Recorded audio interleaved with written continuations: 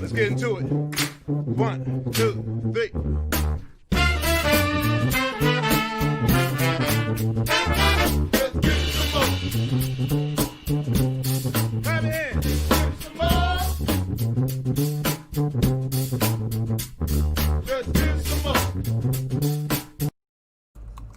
Hello, and welcome to My Whiskey Den, your favorite public access whiskey review show where craft whiskey is king. And that is definitely true tonight because we have Josh Gardner from Ranger Creek Distillery on tonight. Thank you for coming on so much, Josh. We really appreciate it. But not only are you a head distiller, you're also one of the founding members of the Texas Whiskey Association, if I'm not correct as well, too. Yes, we are. Texas Whiskey Association has been great, as well as the trail, the Texas Whiskey Trail. It's, I think we're in our third year, going into our third year, so it's very exciting. You just have your fingers in some other stuff as well too, and all the good stuff in Texas, because like you're saying, the Trail and Association, I think, are a wonderful tool for bringing tours and tourists down there. Not right now, but when this goes away, I think it'll be great. So really appreciate you stopping in, Josh, and talking with us about Ranger Creek and these whiskeys that we got in this totally kick-ass box. If you didn't see this, this is something that like my kid's gonna like store his treasures in, and I'm never gonna get back from him. It's gonna be hidden under his bed, and I'm not gonna know what happened. I better remember to take the whiskey out before he does that. Yeah, that was my 5-year-old. As soon as I walked through the door with that today, he's like, "Oh, cool box, Dad." Yeah, I know where this is going. As long as he didn't get the contents inside, you're good to go, huh? Yep, that's right. Secured and safe. Yep. Well, I want to thank everyone for showing up in the chat early. I see Mark. I saw Nathan's in there. I saw Renita and a few other people already in there. It's nice seeing you. Lovely, prompt people. Thanks for stopping in.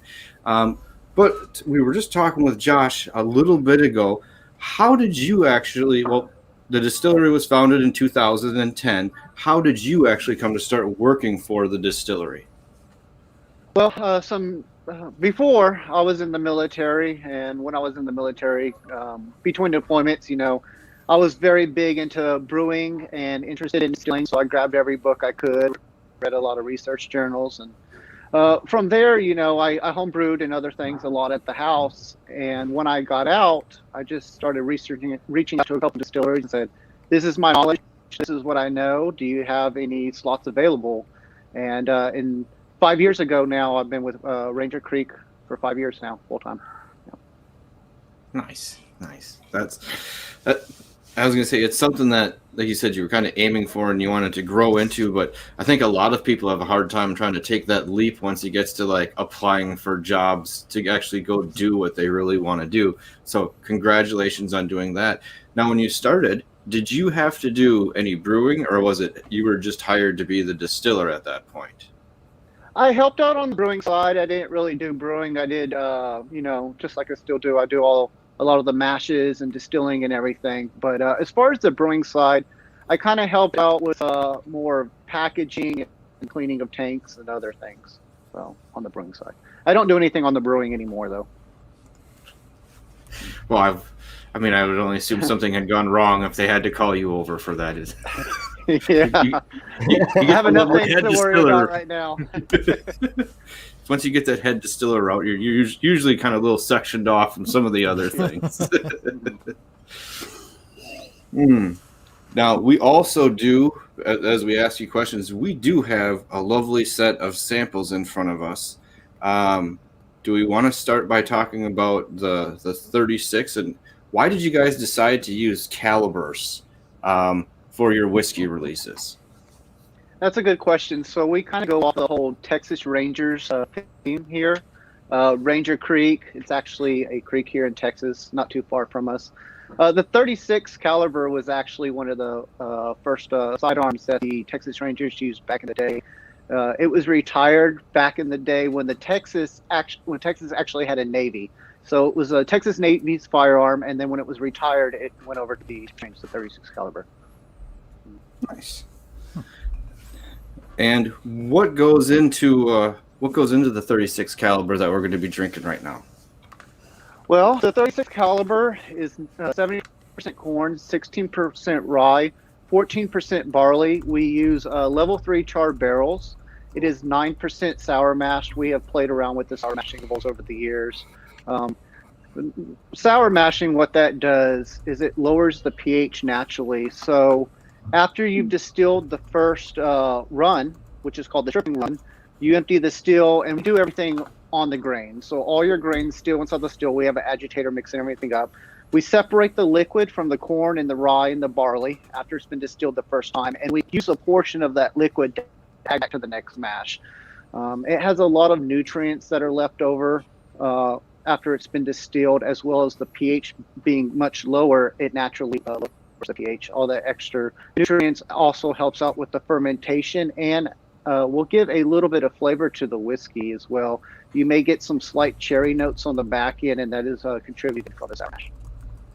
I was gonna say I was just getting in there, and I was gonna say it has a lovely, really nice brown sugar and like a little bit of a pastry note, almost like a little bit of a date for me as well too, in the dark kind of richness that's in there. That's really nice. So I was going to ask you about the barrels. What makes you choose the barrel sizes that you're choosing? Was it initially just the availability that you had, or is it designed around the whiskey? Initially, we used much smaller barrels, between 5 and 10 gallon barrels when we first started. It was just to get some whiskey out. As we've grown, we've stepped it up to 25-gallon barrels and 53-gallon barrels. Most of it's still going into 25s, and I would say about 25% of whiskey is going to full-size 53s.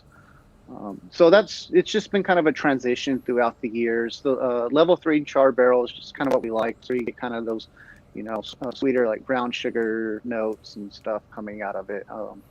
That darker char really helps out with some of those sweeter notes in the whiskey. Okay. The bourbon is 96 proof too, if you were curious. We do other versions of it. We have our single barrels occasionally, as well as our cask strengths. Our cask strengths generally range anywhere between about 118 or up to 135 is the highest we've ever had on our cask strength. 135. Okay, sorry, that's just exciting. Sorry,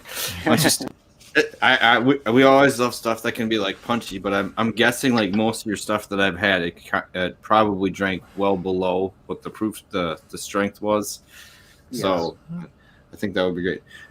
Ben will be back in a second. He was worried he was getting leggy or something, so he's hopping out. He'll be back in a minute. So a question: if someone's coming to you new for that, it's never seen or never had Ranger Creek, what's the path that you think that they should go on to get familiar with Ranger Creek and work their way up? Well, of course, our bourbon's our flagship, and if you're into bourbon, I always recommend that. If you're not too familiar with different whiskeys, or especially higher proof whiskeys, 36 isn't too high by any means, being 96 proof. But I always recommend starting off with the Rimfire or the Rye. Rimfire is at 86 proof, so it's just a little bit more approachable for people who generally aren't used to slightly higher proof whiskeys. And then the 44 is a 94 proof. It's a little bit lower proof as well, and it's just real easy and a delicate whiskey, easy to drink. Yeah. Okay. Excuse me. Now, when you got there, were there any tweaks that you made once you became like the head distiller to any of the recipes that you have, or did you play with them where maybe someone in the past had them like dead set and you're like, I think after tasting we want to try to kind of torque it a little bit left or right of the flavor profile? There's always a slight tweaks to perfect something, nothing too major. The only major thing I did as coming in as head distiller, or being promoted to head distiller, I would say, would be changing the barrels back to a number 3 char, because they were changed to a level 1 for a while, and it wasn't really what Ranger Creek was set out to be. So since then I have changed. I will say that a portion of our whiskey right now going into the 36 is still level 1, but it's being blended with level 3. So okay, currently, yeah. I believe we have roughly about 8 to 9 more months left of one char barrels mixed with level 3. That's interesting. I just haven't heard of many people do the one, especially. I can see why you'd consider it down in Texas with the quick aging and everything. You probably try to slow that down, but I think the 3, you definitely get the richness of the wood. Yes. I mean, you can smell it in here, and it's not overpowering, but it is a little dense. Yeah. It is in there. So I'm glad you guys did go back to that. So, Yeah, so do those you have level 3. I'm sorry, go ahead. Oh, go ahead. No, go ahead. Yeah, those level 3 barrels, char barrels, they just the sugar in them, the sweetness, that brown sugar, that kind of mapley. It was always what Ranger Creek was. One of the biggest things I noticed with the level 1, especially up on the top part of the rack house, is the tannin levels coming out of the barrels were much more intense. So that was another big reason for changing. So do you personally have a preferred flavor profile or something that you're trying to get to? Oh, on my bourbon, like I said, I kept on talking about those kind of sweeter notes. I love those brown sugars, those maples. I love the little bit of hint of cherry off the back end, which, like I said, adjusting the sour mash levels helps with that a little bit, as well as generations of sour mash. We generally go no more than 3-4 generations at the most on the sour mash.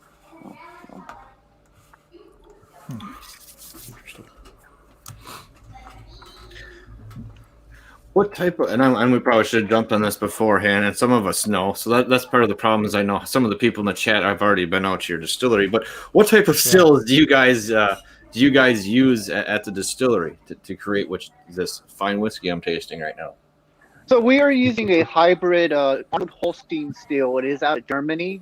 We have 5 plates on it, which can open and close, so you can run it as a pot still or close it and do a little bit more refined type of spirit, which has allowed us to make vodka a time or two. Especially when COVID hit, we started making the hand sanitizer for hospitals and first responders and such. So that helped out a lot. But generally, we run it mainly just straight pot still for bourbon. It works great for brandy as well to get a little bit more refined brandy, because it is technically more of a brandy still, that Arnold Holstein that we have.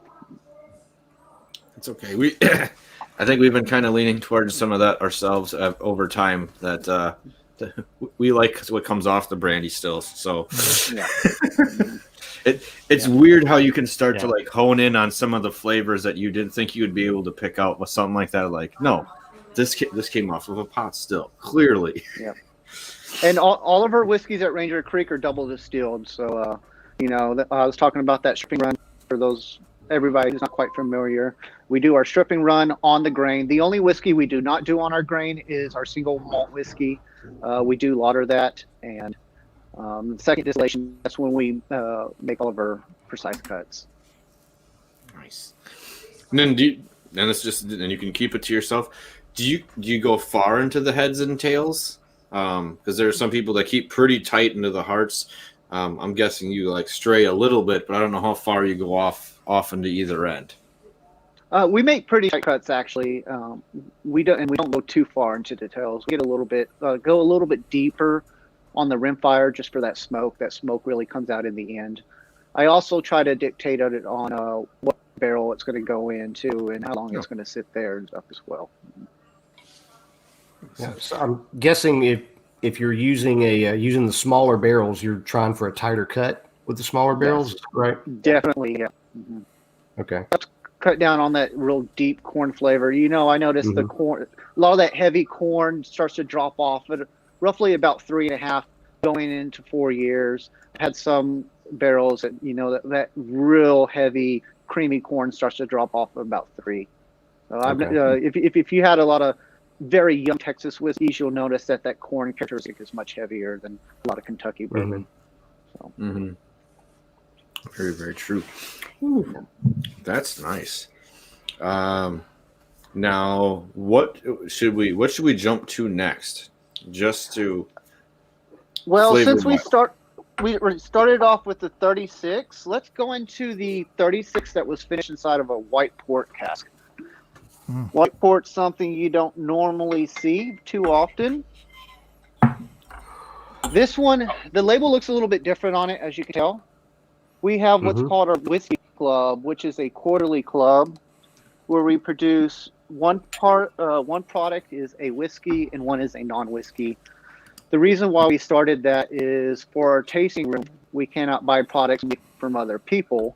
So if we want to make interesting cocktails, we have to make, gin, absinthe, or whatever the case may be. So we've done all kinds of cool non-whiskey products as well at Ranger Creek. It's released every quarter to club members only. Unfortunately, due to state laws, we can't ship, but hopefully one day we will be able to and get more of the whiskey club out there. The port cask is 96 proof, just like the 36 bourbons. Ooh. Oh. Wow. This is much more bright and vibrant just on the top one and just pulling it in and getting close on it.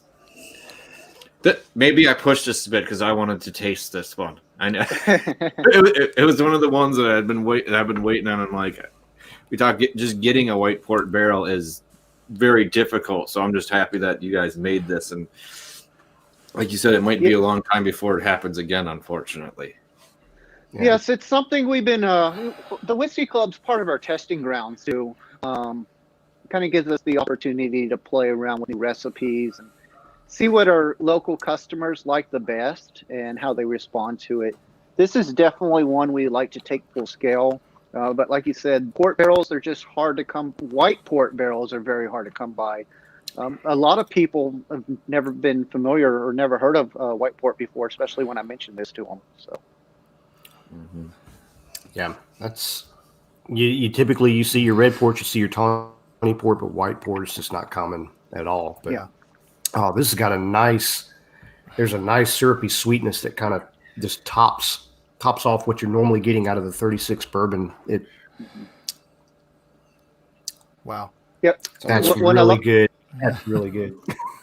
A lot of our regulars started asking for a port barrel finish and on the bourbon.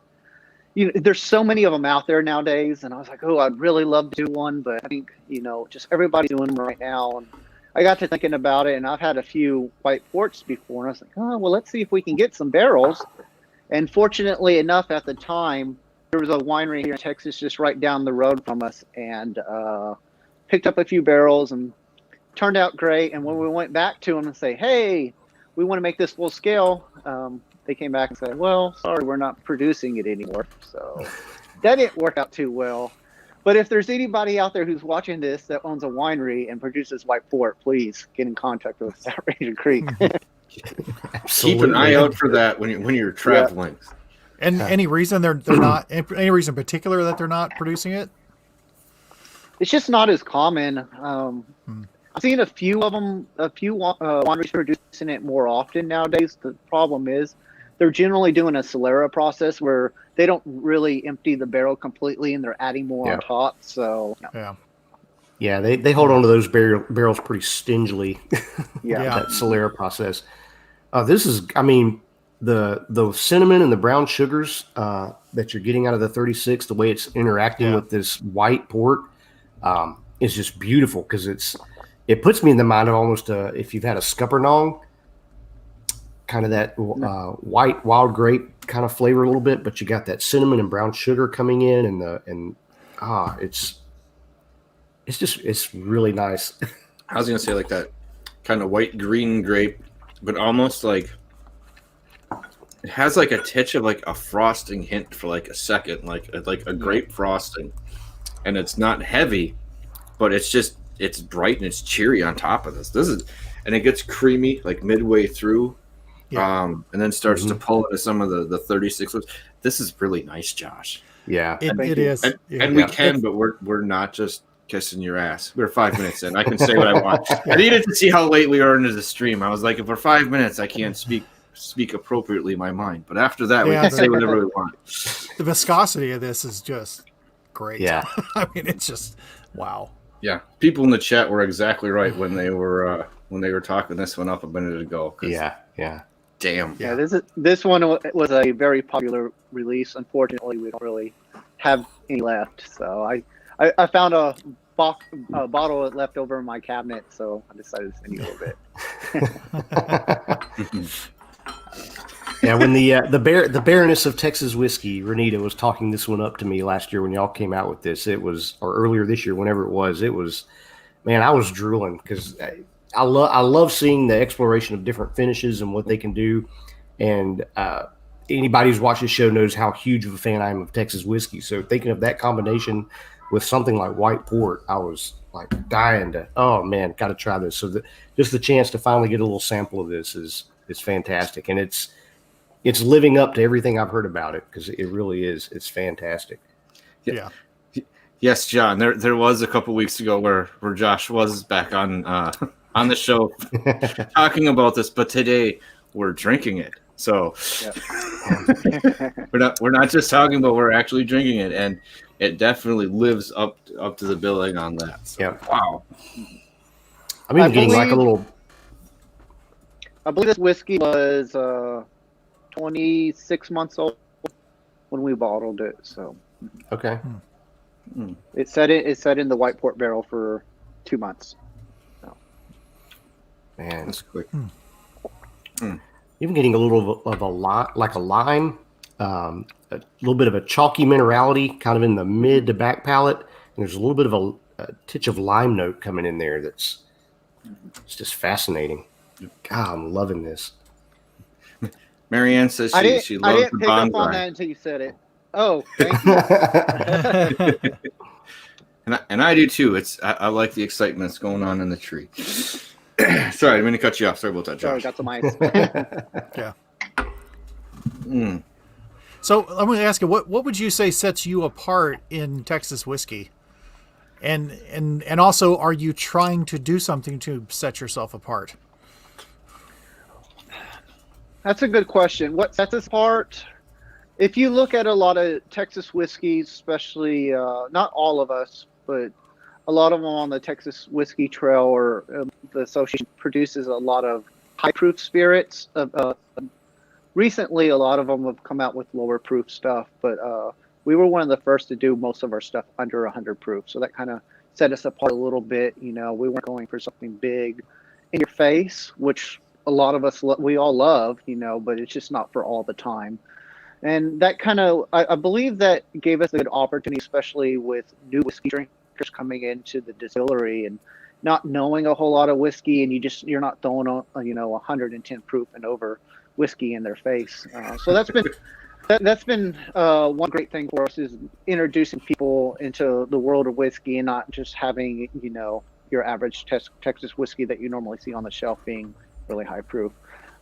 Moving forward, what's going to set us apart, I think it's just more of our experimentation and continue it, and how we have been in releasing more spirits that you normally wouldn't commonly see. Our whiskey clubs have given us the opportunity to bring back a lot of old world spirits that most people aren't normally familiar with, but even outside the whiskey world, but inside of the whiskey world too, you can take a whole lot of interesting techniques that a lot of people aren't using, and you have the opportunity to try them out every 2 months, in different processes, and see what works and make adjustments here and there. So that's been a lot of fun too.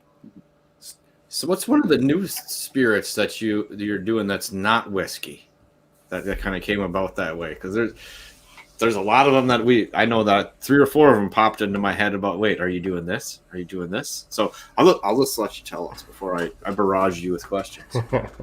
So new whiskey spirits, or non-whiskey spirits, we are working on an agave spirit for our whiskey club, at which time we're planning on taking the 44 rye and making an orange liqueur with that to kind of do the margaritas for the summer kind of thing. We've done some of the past releases we've done. I don't know if you've ever heard of Aquavit before.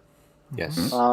It is a Scandinavian spirit. One of our owners, Dennis, he's from Sweden, so he had to have an Aquavit, of course. And it's been one of my favorite non-whiskey spirits we probably produced. But Now, here's do you take that one south of the equator, like real Aquavit, and then bring it back? No, we do not, no. Yeah, No, that'd we be a do little not. expensive, right? Here's an interesting one that we've done. It has 36 in it. Brisket whiskey. Ooh. Yeah. So we And a hush falls over the crowd. Yeah. We all lean in just a little bit.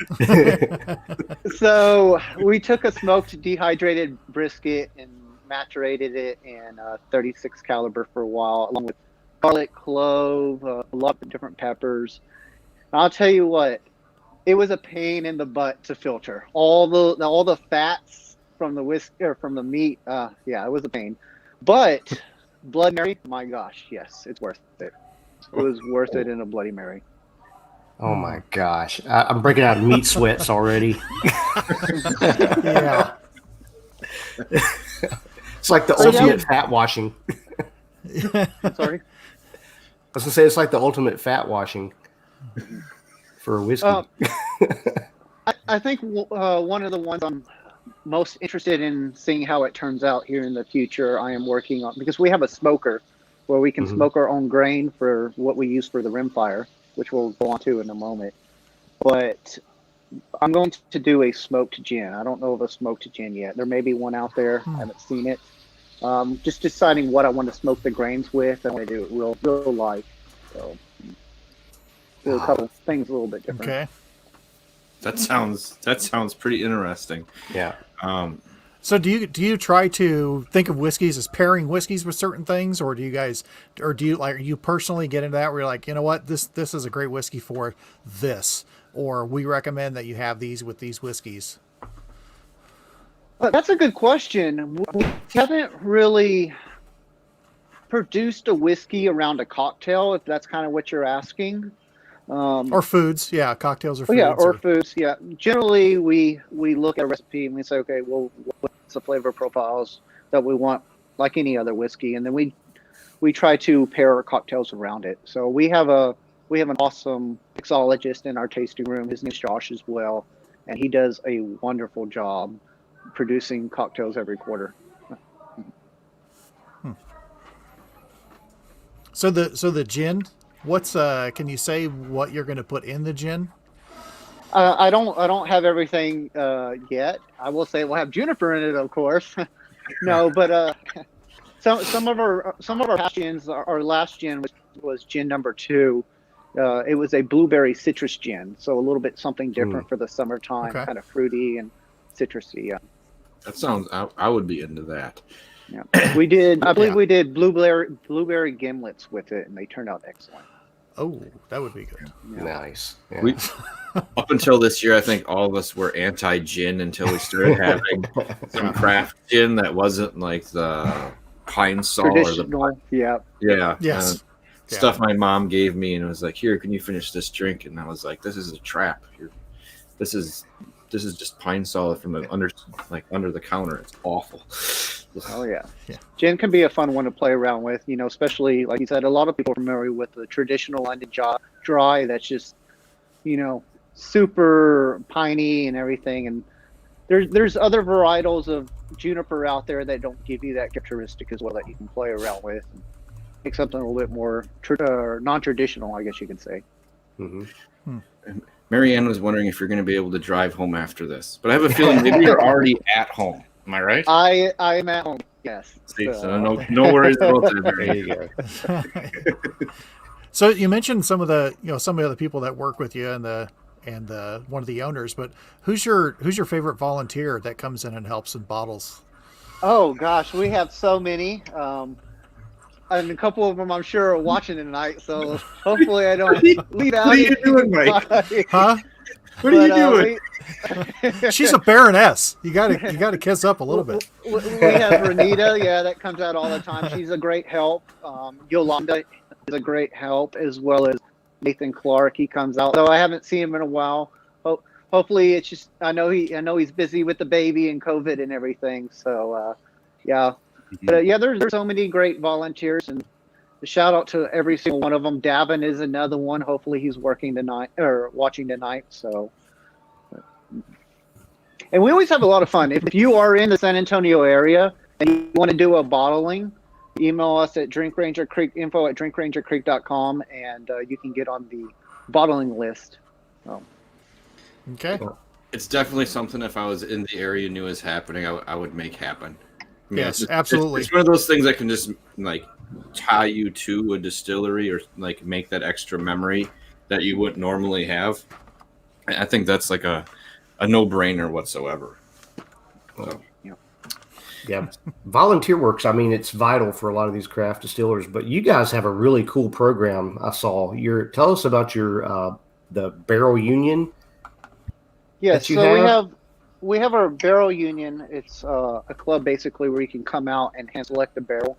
Or if we don't have a barrel that you want or you want to see it made from the beginning, you can come in with us and produce the whiskey with me. And then we'll occasionally go and sample barrel, and you can determine when you want it to be pulled. That's awesome. Love be able to come in and get hands-on with you guys in that process and pick your own barrel. I think that's just an amazing. And these are what I think I saw at the website. You got 5-gallon barrels. Do you do up to the full size or what? Yes, we do. We aren't doing. We haven't filled any 5-gallon barrels in a while, but we do occasionally order them just for individuals who would like their own small little barrel. Because we will put a nameplate on it and send you the barrel afterwards and everything. Yeah. So a lot of people think it's easier to deal with a 5-gallon barrel in their house than a full-size 53. Yeah. I can make room. Yeah, just to explain that special shed in back that gets put up. Right. What barrel? Oh, that's been here for months. Quick question: do you do bottlings on Tuesday nights? Yes, we generally do them on Tuesday nights. Generally, it's around 5:30, right around the time everybody gets off. Traffic's bad, but it's okay if you make it a little bit late. We just call or text us. So. That does happen because we are in the middle of San Antonio. It's not like we're out in the country like a lot of Texas distilleries out on a big piece of property. So getting to us in that time of the day can be a little bit difficult for some. I could only believe that. Yeah, I was looking for one of where my friend was going to be stationed. I'm like, is it horribly far away, or is it still on the north side? Where are you staying, Joe? Like it makes a difference for where I want to go during the day. Yep. Well, if he's stationed here, he'll be fairly close to Ranger Creek, I would imagine. So. Yeah. So, let's move on to one of the 44s. All right. Yeah, we'll go on to the 44 Distillers Cut. Okay. Oh, good. That's the one I poured. How lucky. Wonderful.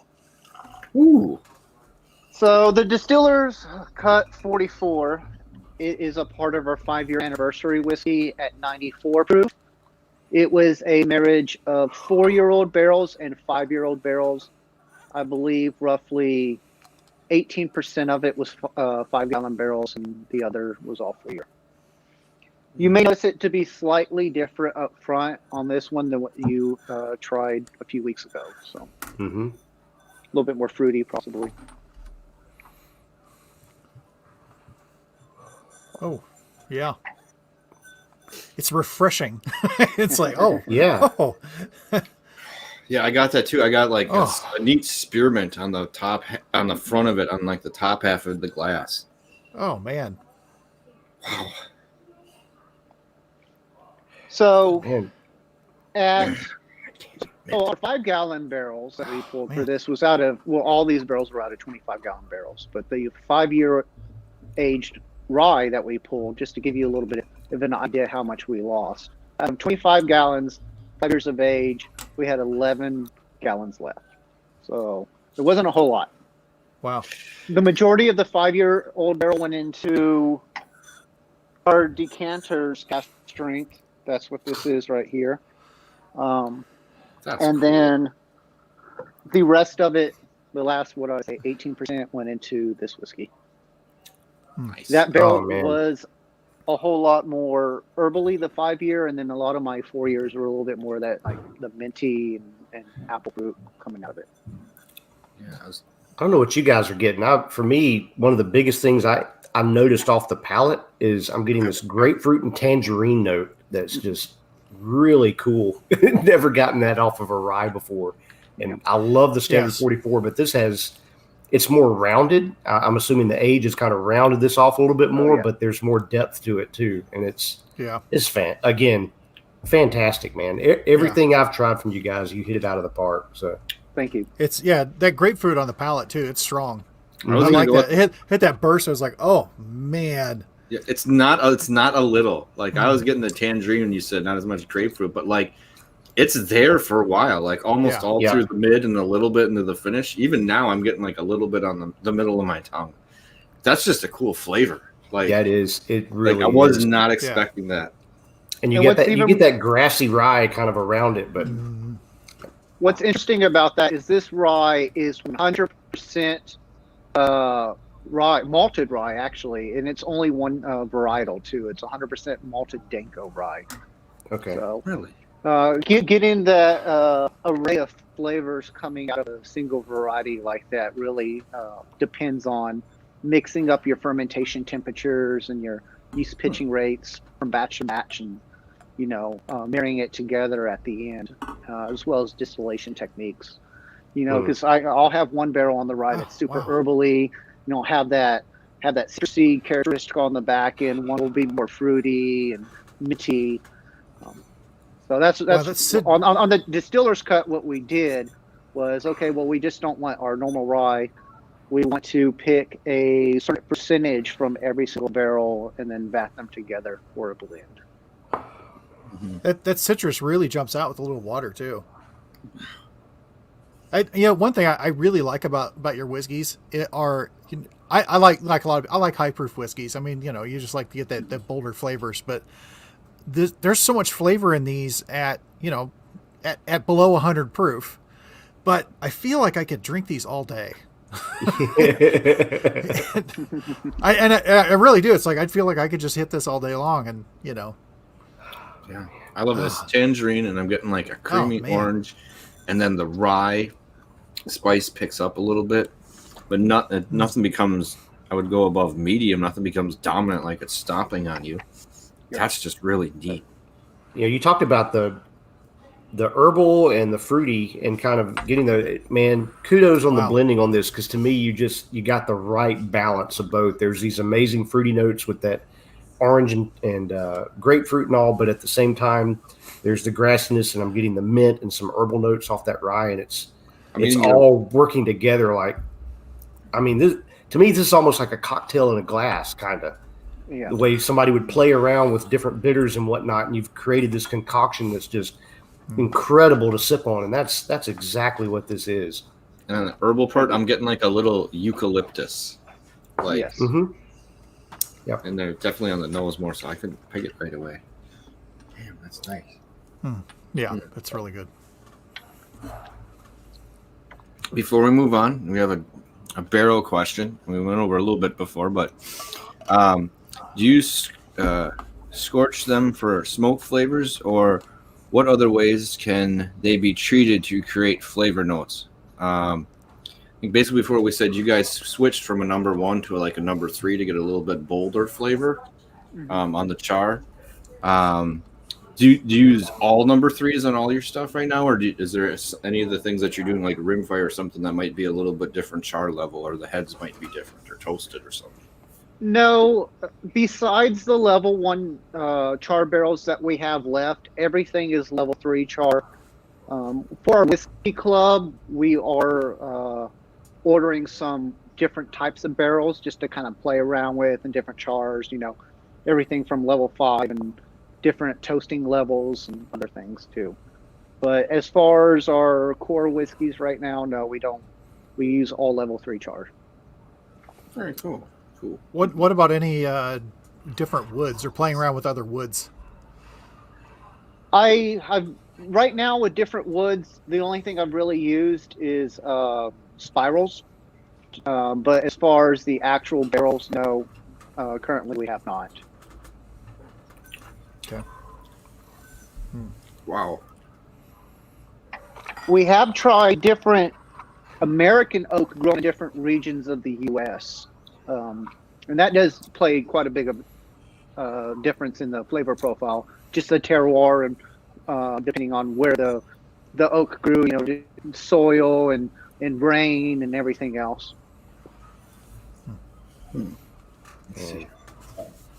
And speaking of terroir, the grains being grown here in Texas versus other regions can be dramatically different. Especially, you look at our 44 rye, which we use Daco rye that is grown in Canada. We still mash, ferment, distill everything here in Texas. But at the time when we started Ranger Creek and we started looking at producing a whiskey made with rye, there wasn't a whole lot of rye available. At that time, Texas farmers weren't producing rye specifically for distilling like they are now. Well, a lot of individuals have asked recently, well, why aren't you using Texas grown rye now? But when you take a whiskey that is grown from a single varietal all the way across, to the northern part of North America, compared to Texas, it comes out to be a totally different flavor profile. And it's something we can't afford to do. So, are there any other grains that you'd like to use that you? Yes, we put can't? out a few others. We've for our whiskey club, we did a 4-grain bourbon. Most 4-grain bourbons may use rye and wheat as flavoring grains, but we used triticale and malted wheat, so something a little bit different on the 4-grain. Interesting to see how that turns out. We've played around with a lot of the malts. What I do for like new bourbons and such, taking it from malted or unmalted grains to malted grains, and it's quite a difference on the different flavor profiles between malted and unmalted. Like the rye, for instance, the 44 is all malted rye, and I think it just gives it a little bit more of a mouthfeel, a milly mouthfeel to it.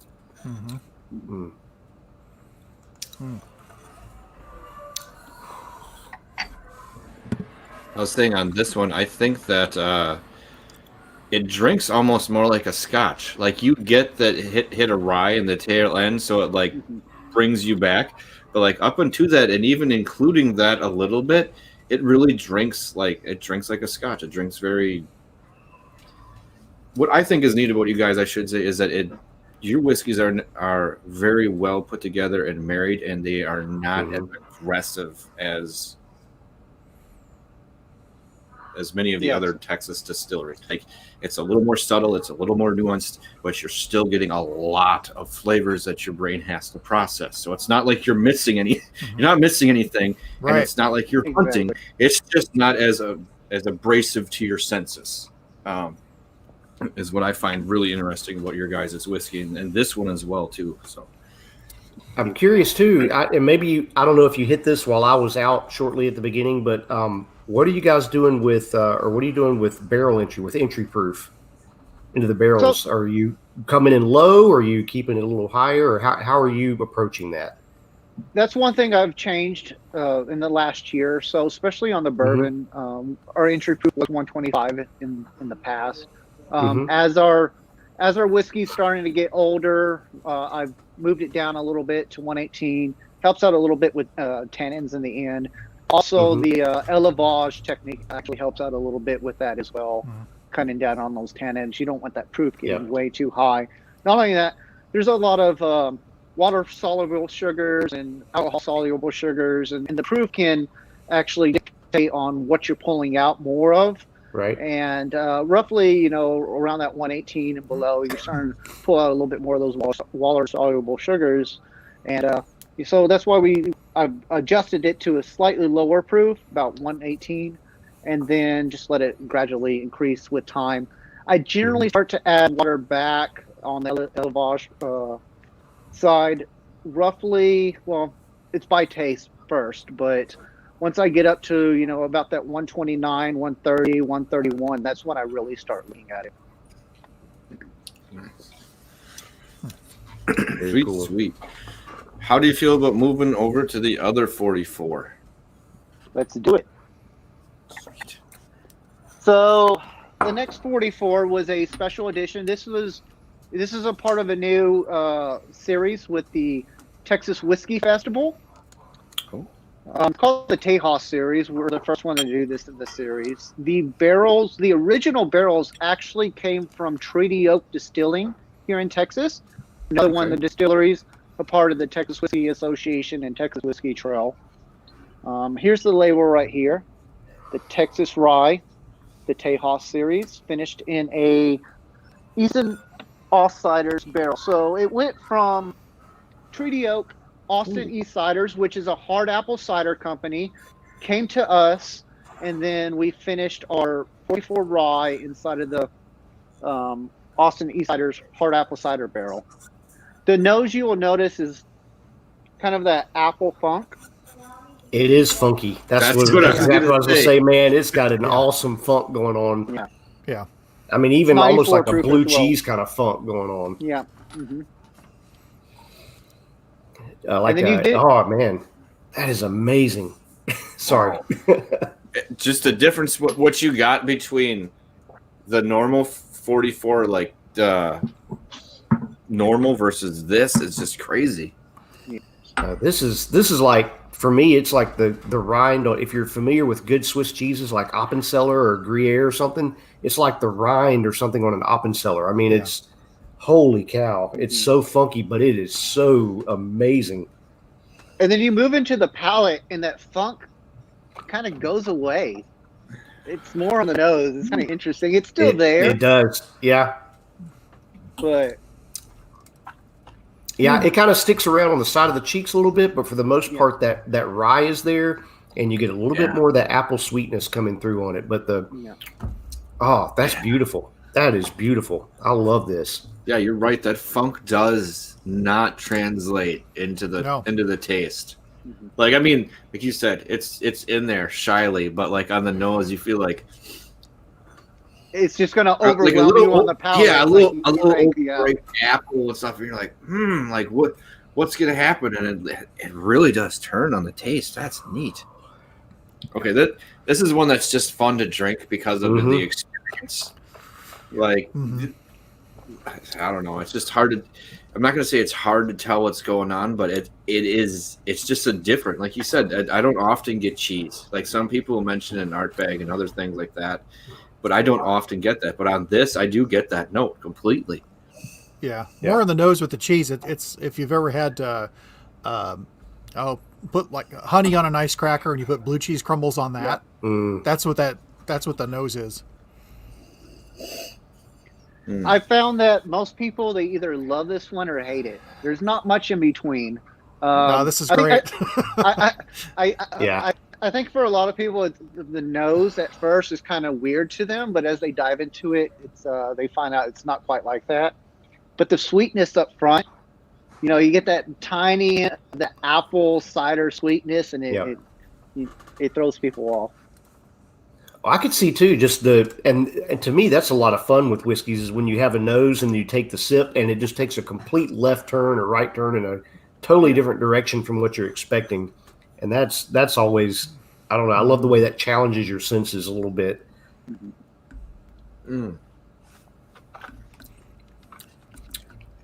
Yeah, the funk is like even like a little bit of cellar funk. Like it's like, and you smell it when it's coming up to your nose, but then when you taste it, it's not even there. This is really neat. Quick question. Richie Z wants to know if you guys are available in California yet. We are not. I believe California is a state that we're eventually planning on distributing to, but currently no. Fair enough. Mark is with us. He gets the cider and the cheese as well on that one. It's just a neat funk. I'm gonna be honest. Like you get some like cellars or some ports and stuff that gets kind of like that cellar note, and this is not like that, but it is. It was a fun one. I really enjoyed producing this one. Taking samples out of the barrel was just with the nose. Every time I smelt it, I was like, "Oh man, how's this going to turn out?" How did this one change over time? Like the nose, did it round out more? Was it more intense at first, or did that slowly start to build more in that funky intensity? So when I pulled the barrels, that apple funk was just really intense at the beginning, and I actually took a little bit of unfinished 44 that wasn't inside the cider cask and diluted it a little bit because it was just like it would hit you in the face, and I had to dumb it down just a little bit, and I was kind of worried. Well, did I kill it? People like that, and it ended up turning out great. So. That's neat. So That's is there awesome. there a finish that you want to do, or can you talk about any finishes that you're working on? And if not, I understand, but or is there a finish that you really, really want to do with your whiskey? Yes, I am looking at doing a honey wine mead finish. I don't know exactly which whiskey that will be with. It'll either be with the 36 or the 44, one of those. And then like a Madeira cask, and I've tried out rum casks with the Rimfire and a few others. I have a Soto barrel. I don't know if you've ever heard of Soto before. There's it's kind of like tequila. It's made in a different region of Mexico than tequila normally, with a different type of agave. Well, we have a Soto distillery here called Desert Door, and I reached out to them and we swapped some barrels, and it's turning out excellent. In that Rimfire, it gives it more of that oily agave mouthfeel with that peppery oiliness on the back end. So, Okay. Yeah. And then we also do, because we produce beer, and we have in our beer program, we do our bourbon barrel series, and we use a portion of our barrels for that. In return, I'll sometimes take those barrels after beer's been aged in them and do a whiskey finish in beer barrels. We just did Rimfire finishing in the stout barrel, which turned out excellent. It really increased that chocolatey roastiness on the back end of the palate. So, Okay. Mark was wondering if you can touch on the vatted. the vatted, yeah, I'll talk about that. That was part of the whiskey club. I have two different ones right here, actually. Let me pull them up to show you them. So we have vatted number one. Vatted number one was actually a marriage of the 36 caliber bourbon at 54%. It was at 54%. The rye, which was at 30%, and the Rimfire, which is a single malt mesquite smoked whiskey, at 16%. So it was a marriage of all three of those. Kind of a fun and quick, easy way to play around with new things with the whiskey club. Kind of see, how all of our whiskeys blend together and marriage together well. And then our vatted number two, where did I put that one? Probably somewhere right here. Vatted number two, which looks very similar. Higher proof. It was 100 proof versus 94.5. But the vatted number two was a marriage of mainly, it was like 60-something% Rimfire, 20-something% of the rye, and then the rest was a small marriage of a 5-year-old single malt that we had produced. It was actually a beer that we were looking at producing and didn't ferment out of the way, so we distilled it. And we didn't have enough in the end at 5 years old out of 5-gallon barrels. So we took those and just kind of blended it into the vatted number two. It was called La Bestia. That was our beer that we produced, and we took that and distilled it into a whiskey and aged it. Nice. Okay. And Richie's like right. He goes, those leathery labels are very distinctive. Those are pretty nice labels. Yeah. I like those. Yes, they are. Mm-hmm. Kind of fits the whole Ranger Creek thing. So. Yeah. So as far as finding your stuff, we'd mentioned Sealbox earlier. Is there any other place that you know of for someone can look nationally? So like, let's say out in California, they can try to find it, or? Unfortunately not. Sealbox is our only online retailer currently. We have shipped a little bit out to particular areas of New York. I couldn't tell you exactly what areas those are, but we also shipped in the past a little bit to, I believe it was Tennessee, and about 3 years ago we shipped a little bit out to California to a small liquor store, but there's not any left. Hopefully they'll be reaching out to us really soon. Right now, the biggest reason right now is production level. We can't produce enough even for Texas. So hopefully in the near future, like we're planning on doing, we're going to expand and be able to expand out to other states. I believe some of the other states we're planning on hitting hard is maybe expanding a little bit more in New York, possibly Florida, and then hitting California as well. Okay. Yeah, I did look at Sealbox earlier, and they've got a lot of your bottles in stock and ready to go at the moment. Wonderful! So if Yes. people are interested, hit up Sealbox because they've got some of the bourbon and the rye, I think, in stock. Mm-hmm. Yeah. Yeah, And they just ordered a single barrel of the rye recently, so that they hopefully they have it on the line already. So. Mm-hmm. and this is not an ad necessarily or plug for Sealbox, but if you haven't ordered from them before and you do your first order, and I think it's like $100, it's free shipping. So you could order over $100 worth of Ranger Creek whiskey, and then, There you go. and and save money. Save the $15 to $25 for shipping. It would be Exactly. Yeah. now. Let's see here. Let's move on to I think we have Rimfire, and then we have Rimfire Heavy. Yeah. And- Okay, so let's do the Rimfire Heavy Smoke first. Okay. Let's finish with the cask strength. Okay. And my cork just broke in the bottle because I've had this open for Oh, probably about 2 years, so the cork's a little bit dried out. But Rimfire Heavy Smoke, right here. So Rimfire is our mesquite smoked single malt whiskey. And we actually hand smoke our grain in-house. We have a shipping container. We welded a barbecue pit onto the back of it, put some racks and screens in there, and we just lay out the malt. The heavy smoke, we smoked for 16 hours. 80% of the malt we did.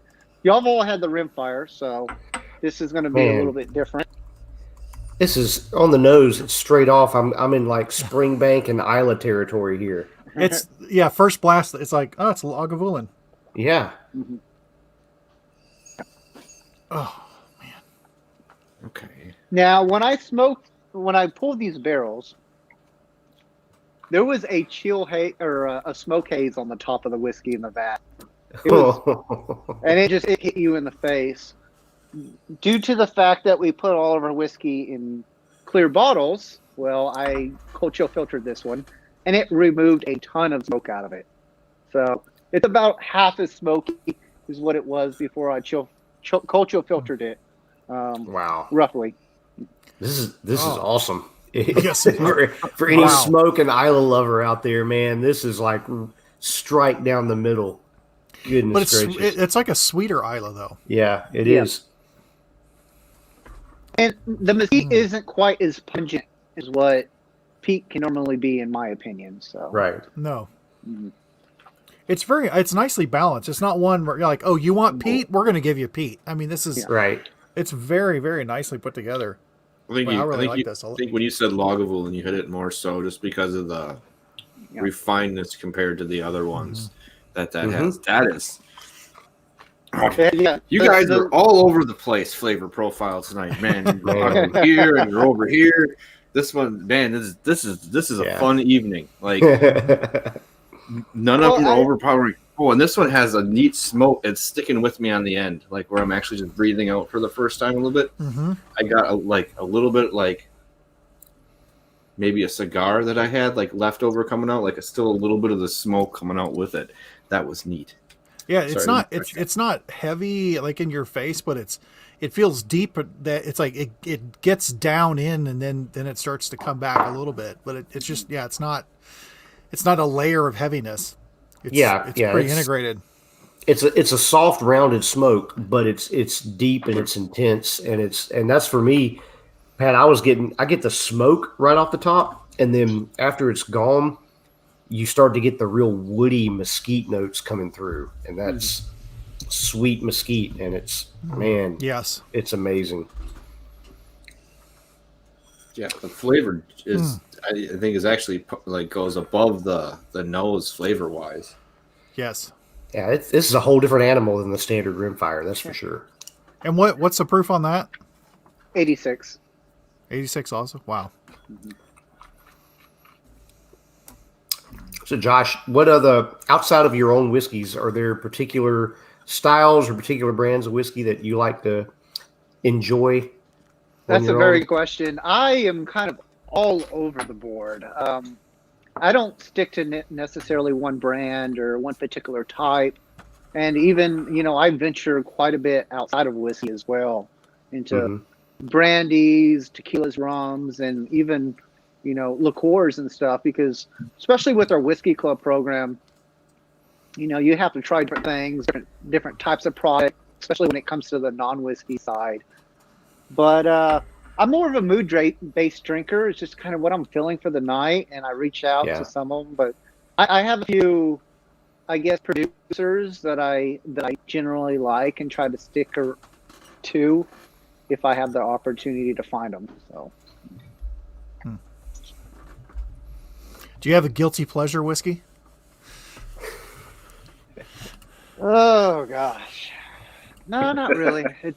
I have a few bottles stashed here and there, so every now and then, I'll go to them. But not one just like, oh, this is it. Okay.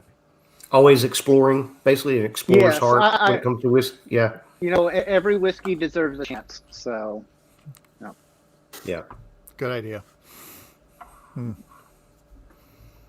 even just get the hint of like saltiness in this too. This is just crazy. I'm sorry, Josh. This is I would recommend going to your distillery and going for a tasting more than I would a lot of people. You may get a lot of great whiskeys someplace else, but you have a wide variety of flavor and what you're attacking. Like each caliber is distinctively different in your special releases.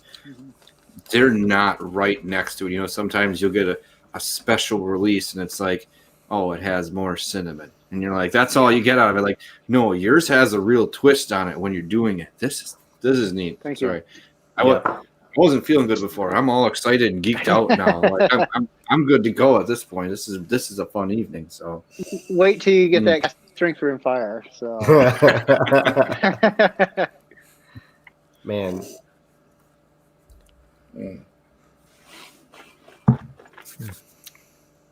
So, are you guys ever thinking of smoking with anything other than mesquite wood? Yes. So I have done a few little experiments. With the Rimfire, I've done applewood. I've done pecan wood, cherry wood. Like I said, the mesquite or the smoked gin is something I'm working on as well. And I'm even considering trying to do like a rosemary smoked something or something other than just wood. So. Oh. Yeah. Wow. Okay. The smoked gin could be really crazy. Yeah. Exactly. Good. Wow. Okay. Mike, Ben, do you want to move on to the cast strength one? Yeah, because we have to. I know. That's the thing. Only thing with this one. Mix these. Only thing with this one is I'm just sitting here imagining what this would be with like a sherry cask or some other kind of sweeter cask finish to it.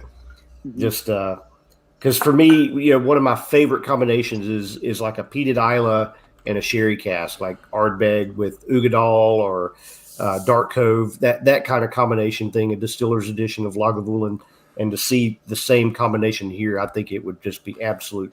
It's good enough on its own, but God, that would be magic in a glass. Well, you may have given me an idea for another whiskey club, so thank you. and it's an attainable barrel. All right. So for our last whiskey, it's going to be our normal Rimfire, but it is our 10-year anniversary version that is in a decanter like this. Ranger Creek 10th anniversary.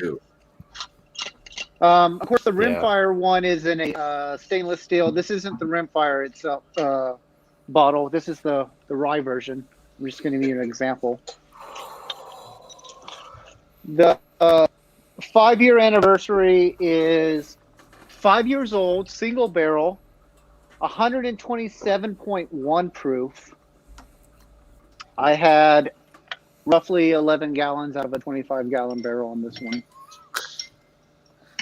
That's, even with everything you're doing, that's just painful to see that much just disappear on a yearly basis. Do you guys do anything like spray down the barrels? Like some places in New Mexico and places will do that to try to limit a little bit of it? No. Oh my gosh.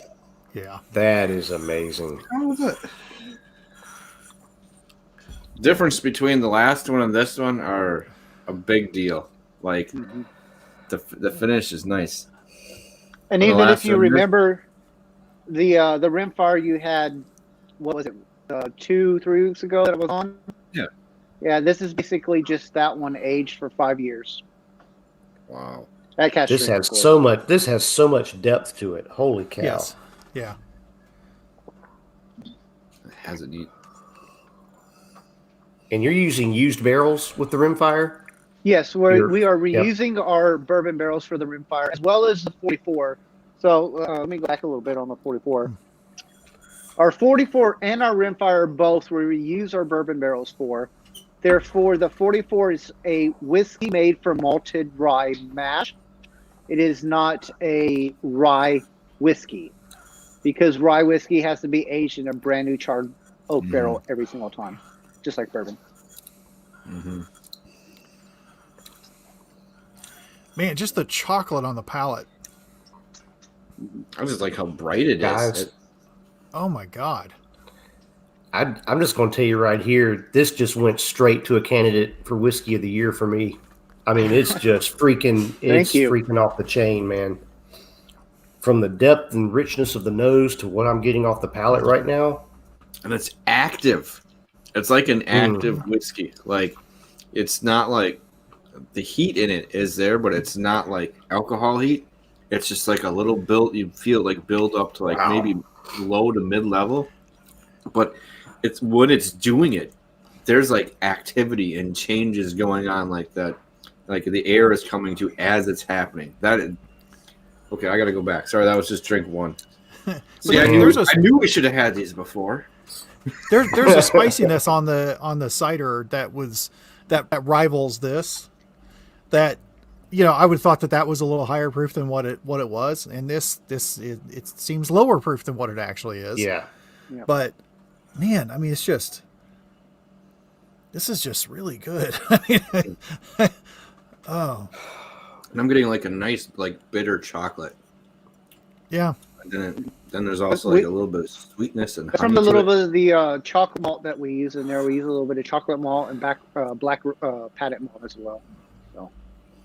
This recipe actually started off as a beer, which we occasionally produce. It's not very often. It's called a Mesquite smoked porter. It's a English style porter, and we just remove the hops and turn it into a single malt whiskey. Oh, I like it because there's a lot of people that. Wow. Well, we've tried some people who've done some beer stuff and then didn't quite transition it properly, and it did not turn out well. Would be the best way to put that. This is really nice. And Emily, you were asking, it's like a fresh, and there's almost like a white wine note on the. That's for me. That's it. It's on the nose, and then like you get in there, and it's dark and rich, but there's this like fresh white wine like bright note on it. There's this bright note that kind of rises to the top on the palate for me, and it's like a white grape or a white wine, almost in the heart or in the category like even like a Riesling or Viognier in that type of sense. This is freaking gorgeous. There's such a contrast and play of flavors working, but everything is so well integrated, and it's just there's dark fruit, and then you get that bright wine note coming off the top, and my goodness, this is amazing. Y'all give me 2 seconds. I'm very sorry. No problem. We'll switch it this way here, and like a chocolate caramel chew. almost in the middle, and then there's spicy. The spiciness stays on like the back of my lips. You know, like it sticks around for a while. It's not overly dense like some whiskeys can be. It's just I don't know. I don't want to say the word elegant, but it is. It's kind of elegantly simplistic in that it's a few things very well put together, very well layered, and it just has I mean, this is the 6th whiskey that we've had in this group with him, and it is holding its own, and it is taken over my palate. Yep, it's completely taken over, and that's what I'm going to have to take what's left of this sample and sit down with my other contenders, because from the nose and the first taste, it just went straight to, you know, I had about 5 or 6 whiskeys. I'm going, okay, whiskey of the year for me, and this just was like, holy crap, this has got to be in contention. I've got to weigh this out with those because it's just that good. There's a lot of structure and depth, and there's a lot of notes going on. And for me, it's not just about how good a whiskey tastes, because there's a lot of whiskeys that taste great, but it's also the balance of how well they're put together, how well those flavors are integrated together, and the balance of the grain and the barrel and everything that's going on. And to me, this just has it all, man. It has it all. And that smoke, it's not like with Rimfire, you taste that sweet mesquite smoke. You get all this fruit and this chocolate and everything going on, and then that smoke just comes gliding in on the back end, and it's just like this nice kiss of smoke that just tops it all off. And it's and I was good when you were doing that. You were going with all the other things. I went to spice. I got white pepper, black pepper, and like a little bit of like actual cinnamon, not like the crappy cinnamon. Yeah, like that was in there too. When like it rose up. Sorry, I hate the crappy cinnamon. That's just and everyone in the chat knows exactly what I'm talking about. One of your horrible friends in college gave you aftershock, and that is the shit I'm talking about. Is fake cinnamon. Fucking awful. So, wow. Yeah. These last two, I'm going to be honest. If you blinded people, I don't know if people would realize that they were like an American malt or American made. Even I think people might think these are more in the Scotch realm than an American. Not well. And again, this is good or bad. I'm just saying there's a lot of people that have snootiness, and I think that might put some of them down a little bit. There are many sticks up asses. We can all agree on that. But this is another one that like I could honestly see drinking this all day, like every day. Hey, look, I'm just gonna say it right now. Kiss my ass, Kentucky. This is why craft whiskey is king. Because stuff like this is coming out, take your BTAC and shove it up your rear, because I'll take this all day long. Yes. Thank you. Yeah. It is. I mean, we're a little biased in that we're a little tired of bullshit, but this is what people should be lining up for at 4:00 in the morning, you know? Exactly. This to me is like the crown jewel, you know, of what craft whiskey can do, of what guys like Josh can do with what they're doing to be able to create things like this that are just freaking astounding. And it speaks to what Texas is doing as a whole whiskey community. Because I mean, you guys know it's been my favorite whiskey region for the last year, really. You know, forget Isla, forget all that. Texas has been my spot to go to. And you know, we've gotten to sample some fantastic whiskeys this year, but you encounter something like this, and then, you know, I've been sampling through some stuff that the Licorice Brothers have sent me this week. Again, amazing stuff. And I mean, Kentucky who? Where you at? Where you at, Buffalo Trace? Where you at, Heaven Hill? You know, kiss my butt, because you ain't making stuff like this. I'm sorry. It's just it's just that darn good. Yeah. We have opinions, Josh. Yeah. It takes the 6 drinks to get to them, but we have them. Yeah. not usually. No. Oh man. Then afterwards, the chocolate in the glass afterwards. I mean, it's like when you've cooked, you know, when you've cooked with chocolate, and then, you know, you go and you're cleaning up and then you smell everything afterwards. Oh my God.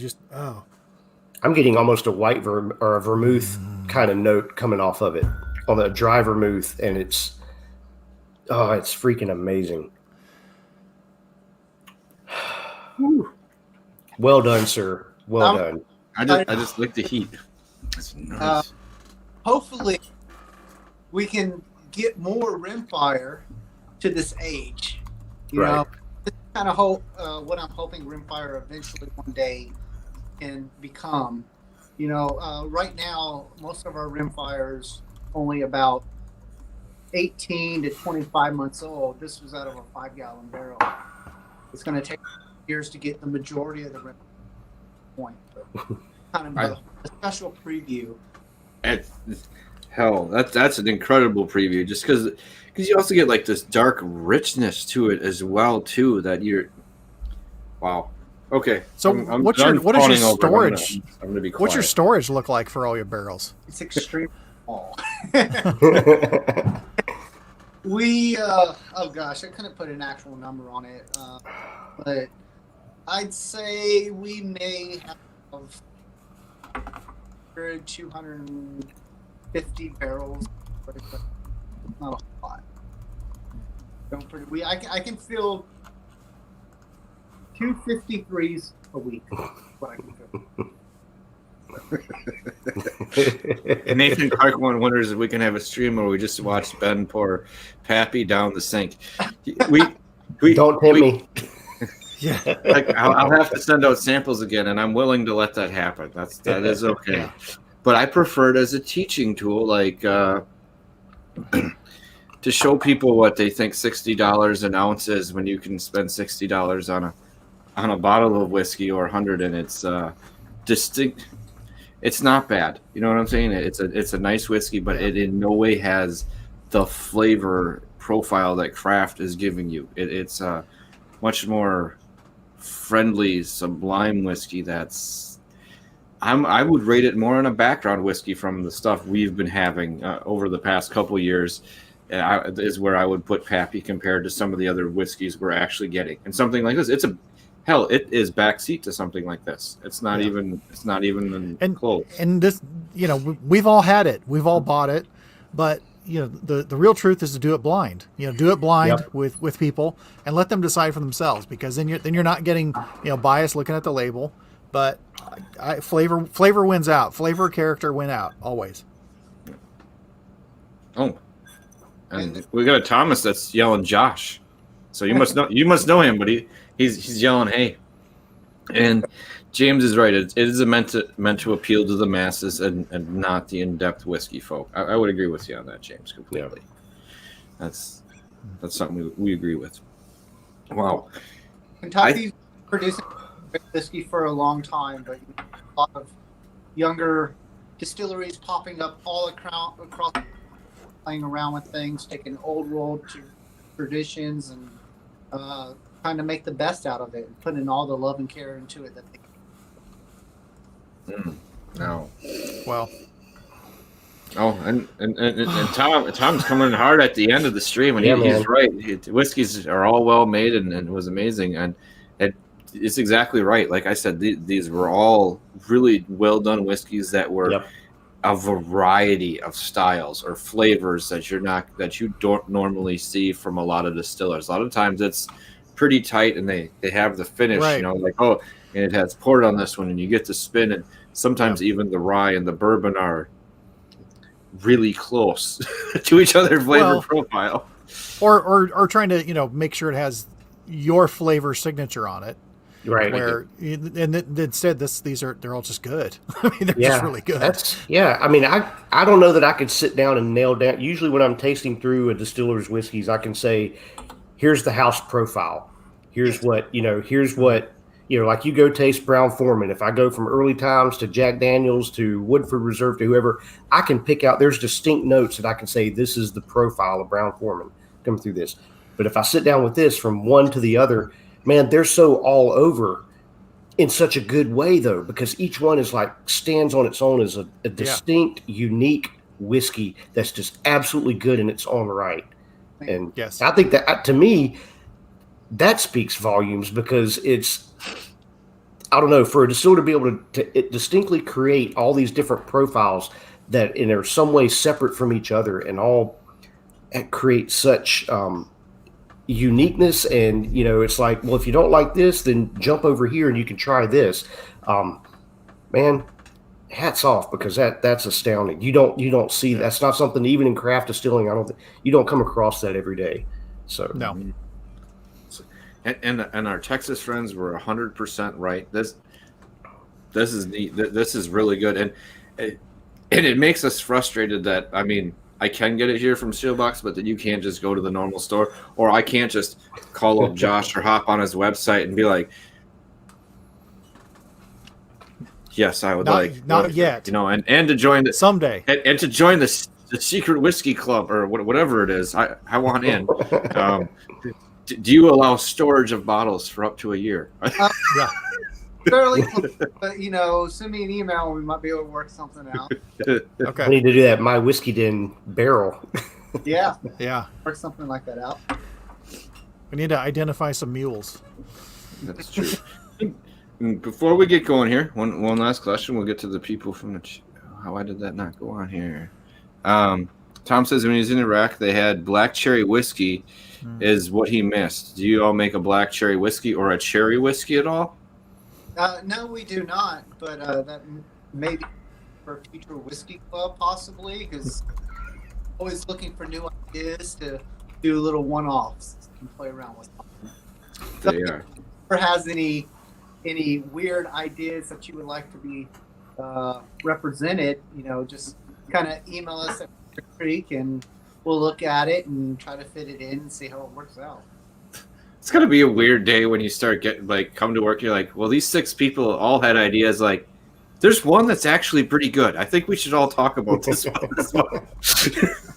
Well, no idea is necessarily bad, I guess you could say, but I may be able to take certain ideas and fit it in other.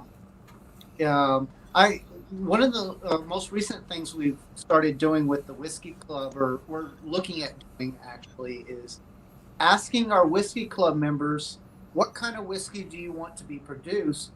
Tell us the flavor profiles, and then we will produce the whiskey that you want to be made. So That's really cool.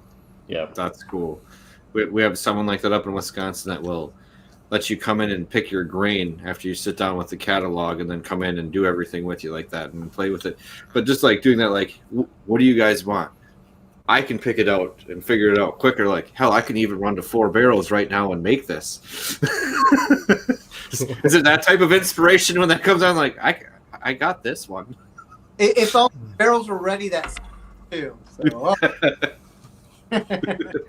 So, as is tradition, we always take and blend all the whiskeys we sample here on my Whiskey Den. And so I want to. What do you guys? You're slacking, Patrick. Come You're on, slacking. I was trying to keep some of them. You know what I mean? Like, I poured 2 of these back in the bottle, and I don't normally do that.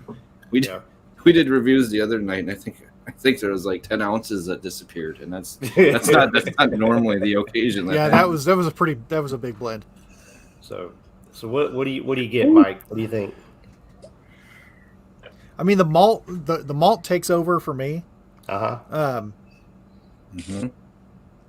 And with the smoke is there, but the smoke is it's kind of put in the back. I mean, on the nose anyway. For me, but on the palate, it's totally different on the palate. And I'm getting more citrus on the palate. For me, and again, I don't know. Yeah, I guess it probably plays into how much proportions we all used here. But I got more of the rye coming on the front, on the nose, and I'm even getting a little bit of that funk, that cheesy funk from the cider finish. But there's some malt coming in behind it. Yeah. Yeah, rye bread, the cheese, and a little bit of the funkiness. I don't know. I'm scared. I just like all the rest of where they are. I just don't know where the hell this is going to land. Well, I mean, this on its own, the sum of it, it's not a greater whiskey than the parts, but it's a good whiskey. It is. Yeah, it is. I get the bourbon, the brown sugar, and the sweetness right up front, and then the funk of the rye starts to come in a little bit behind that, and then again you get that mesquite smoke just playing on the tail end. You know what's cool is the funk is only there for like a little bit in the mid palate. Yeah. Like it funks up for like a second and then it fades away. Yeah, Spike- exactly. Funk up really and fade quick. away. Yeah.